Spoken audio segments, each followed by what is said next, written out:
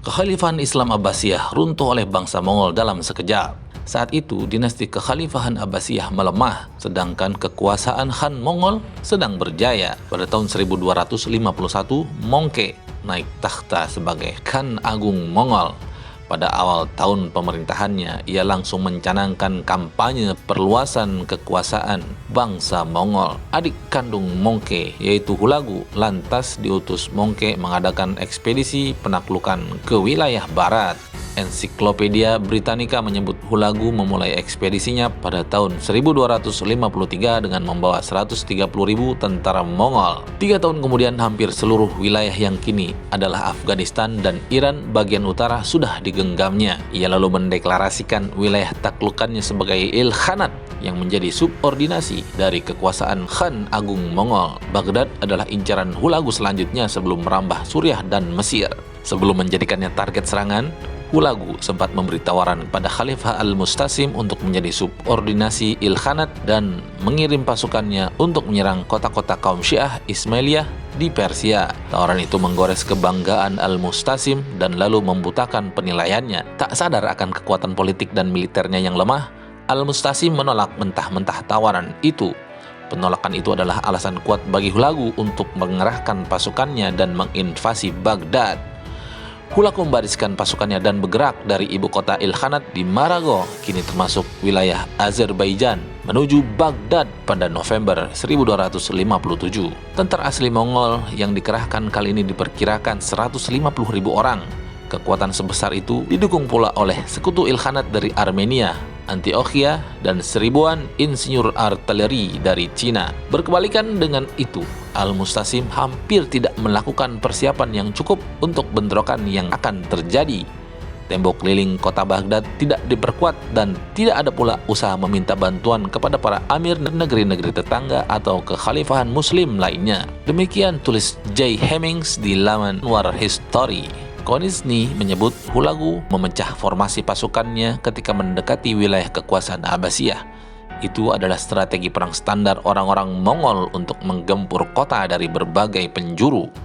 Dengan begitu, tentara kekhalifahan juga dibuat bingung menentukan dari mana Mongol akan memulai invasinya. Pertempuran pertama antara pasukan Hulagu dan tentara Al-Mustasim terjadi di daerah Anbar di sebelah barat Laut Baghdad pada tanggal 11 Januari 1258. Pada palagan ini, Dawat Dar, komandan tertinggi militer Abbasiyah, berhasil memukul mundur pasukan Hulagu. Usai pertempuran, Dawat Dar mengirim pesan gembira kepada Al-Mustasim. Hamba telah mengalahkan mereka semua dan besok hamba akan memburu sisa-sisa pasukan Mongol yang selamat, tulis Dawat Dar sebagaimana dikutip oleh Konisny dari sebuah kronik Armenia. Dawat Dar sebenarnya terlalu percaya diri. Pasalnya, pasukan yang ia kalahkan hanyalah kelompok pengintai Mongol. Esoknya, pasukan Hulagu menyerbu dengan kekuatan penuh dan balik memporak-porandakan kubu pertahanan Dawat Dar.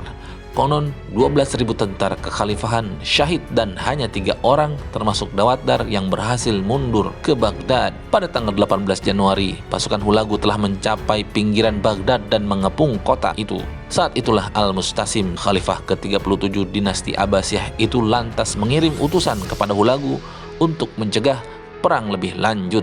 Namun, orang Mongol tak pernah mengenal kesempatan kedua. Satu-satunya pilihan yang dimiliki Al-Mustasim kini hanyalah melayani nafsu perang Hulagu dan sekutunya. Situasi makin runyam bagi Al-Mustasim karena hanya ada sekitar 80.000 tentara untuk mempertahankan kota dari gempuran Mongol.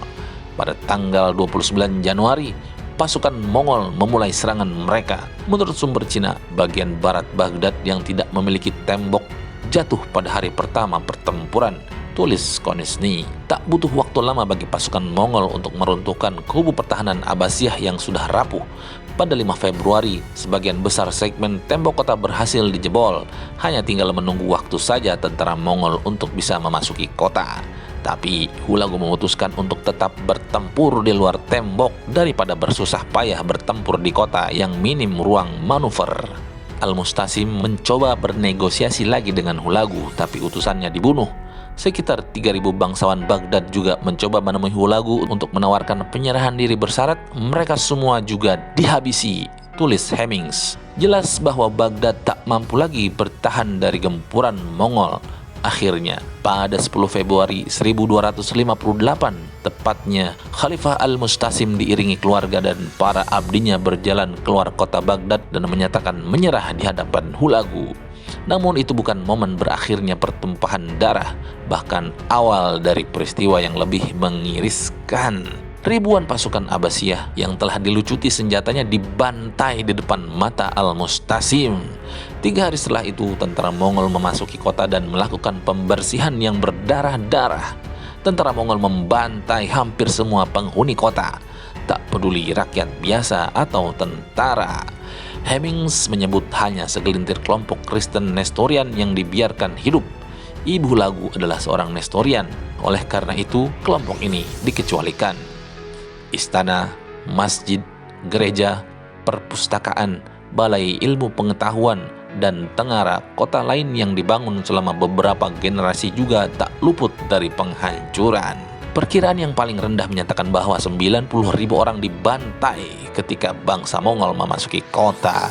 Perkiraan yang lebih tinggi berkisar dari ratusan ribu hingga jutaan, tulis Hemmings. Khalifah Al-Mustasim sementara waktu dibiarkan hidup hanya untuk melihat kotanya di bumi hanguskan. Setelah itu, ia digiring keluar kota dan dieksekusi.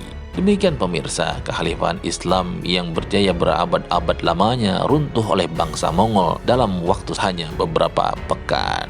Terima kasih atas perhatiannya. Kita ketemu di liputan sejarah yang akan datang. Jangan lupa klik subscribe, like, dan share channel YouTube Dan Bagus TV. Assalamualaikum warahmatullahi wabarakatuh.